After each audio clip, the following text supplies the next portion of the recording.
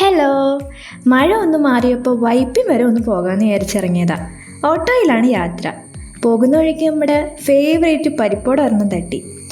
മഴയ്ക്ക് ശമനം ഉണ്ടായെങ്കിലും വഴിയിലെല്ലാം വെള്ളക്കെട്ടുണ്ട്. ഇപ്പോൾ ഗോശ്രീ പാലത്തിൻ്റെ മുകളിലൂടെ പോകുന്നത്. നല്ല കാറ്റുണ്ട്.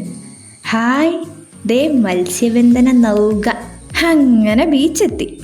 സമയം 5:30 നല്ല വെയിലുണ്ടായി ബീച്ചിൽ. ആകെ ഒരാശ്വാസം ദേ ഈ കാണുന്ന മരമായിരുന്നു.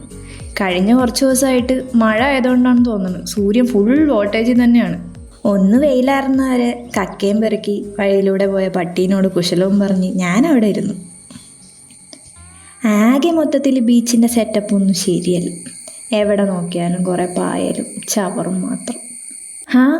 ദോണ്ടേ ദൂരെ ഒരു കപ്പൽ. കൊള്ളാട്ടോ. വെയിലൊന്നും അറിയപ്പോഴേക്കും ഞാൻ കടലിലേക്ക് നടന്നു. ആകെ മൊത്തത്തിലൊരു രസം ഉണ്ടായില്ല. കടലിൻ്റെ തിരക്കൊക്കെ നല്ല ശക്തിയുള്ളതുപോലെ തോന്നിയുകൊണ്ട് ഞാൻ അധികം കടലിൻ്റെ അടുത്തേക്ക് പോയില്ല. അല്ലെങ്കിൽ തന്നെ കടൽ ഇങ്ങോട്ട് കയറി വരുന്നുണ്ടല്ലോ. ബീച്ചൊക്കെ നല്ലോണം കടൽ കയറിയിട്ടുണ്ട്. ശങ്കരാചാര്യരുടെ കാൽപാദകം പതിപ്പിച്ച പോലെ ഞാൻ എൻ്റെ കാൽപാദകം ബീച്ചിൽ പതിപ്പിച്ച് സൂര്യാസ്തമനവും കണ്ട് നേരെ തിരിച്ചു. ഇരുട്ട് വീണ് തുടങ്ങിയുകൊണ്ട് എല്ലായിടത്തും ലൈറ്റ്സൊക്കെ കാണാൻ നല്ല രസമുണ്ടായിരുന്നു. പക്ഷേ എറണാകുളത്തെ ട്രാഫിക്ക് അത് അൺസഹിക്കബിളാണ്. ഒരു ഷവർമയും കട്ടനും അടിച്ച് ഞാൻ യാത്ര വൈൻഡപ്പ് ചെയ്തു.